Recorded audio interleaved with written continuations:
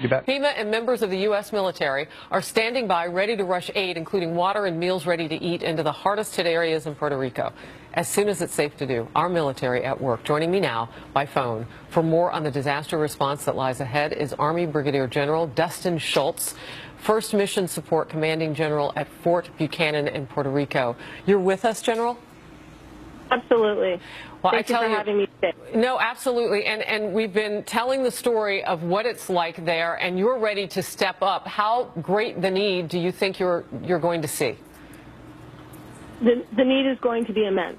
I had the good fortune to be able to visit St. Thomas earlier this week and recognize the need before Maria hit. And it was absolutely devastating to see what had gone on the islands there.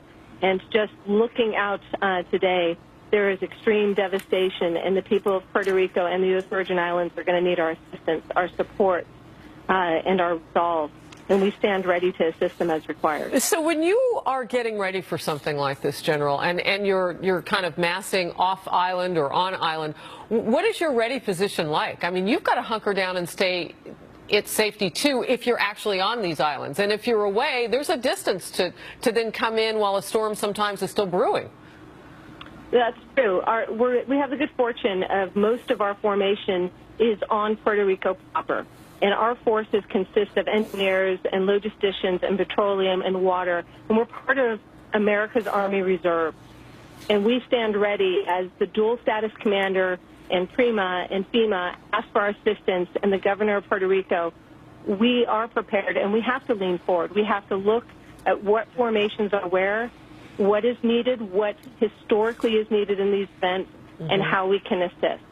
We already have soldiers that assisted with the evacuation of individuals from the U.S. Virgin Islands to assist with laundry and bath support to disabled refugees.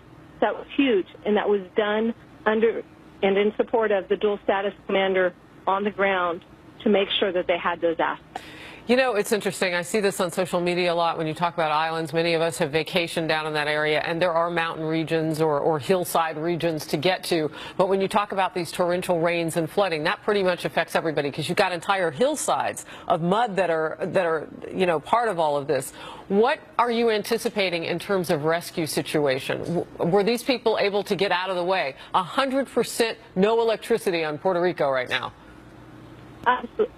Well, what you need to be tracking is the immediate response authority and utilizing the engineers in conjunction with the civil authority under that response and requirement, and identifying the need once it is safe enough to get those individuals out to support the communities and the people at hand. But we have to respond based on the requirement given to us by that dual status commander and by the government of Puerto Rico, and they are absolutely leaning forward and understanding the dynamics of this problem set. How many people are you working with?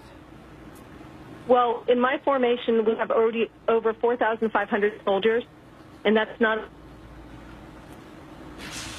auxiliary support that we have as well.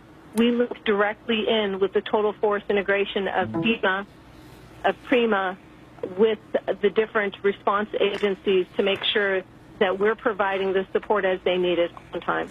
Army Brigadier General Dustin Shultz, thank you for your time and for your leadership. My appreciation to you for having us on today and telling the story of the need.